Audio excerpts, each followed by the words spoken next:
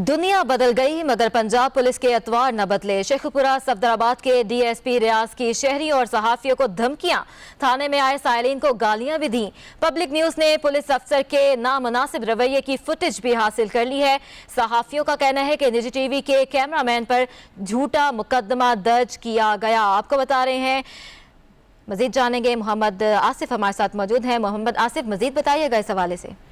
देखिए ही ना, शेखपुरा पुलिस का थाना जात में आम आवाम के साथ तो रवैया हतकमीज हमेशा से रहा ही है, लेकिन सहाफियों के साथ इस तरह का नामुनासिब रवैया ये सहाफी बरादरी पर जो है वो सवालिया निशान भी है। मौजूदा हुकूमत का स्पेशली जो नए तैनात होने वाले डीपीओ हैं, उनका ये दावा है कि थाना कल्चर है उसको बेहतर कर दिया गया है, लेकिन इसके दावों को जो डीएसपी सफदराबाद है उसने हवा में उड़ा दिया है। ये जो फोटोज आप पब्लिक न्यूज की स्क्रीन में देख रहे हैं, जिसमें डीएसपी साहब जो गलीज गालियां भी दे रहे हैं, ये वाकया थाना मानावाला में पेश आया है, जहाँ पर डीएसपी सफदराबाद रियाज ने एक कट के दौरान जहां पर कवरेज के लिए सहाफी भी मौजूद थे, वहां पर डीएसपी ने अखलाकियात की तमाम हदें पार कर दी हैं और भरे थाने में साइलिन और सहाफियों को गालियां और धमकियां दी हैं। डीएसपी ने सच दिखाने पर निजी टीवी चैनल के कैमरामैन पर झूठा बेबुनियाद जो है मुकदमा भी दर्ज करवा दिया है।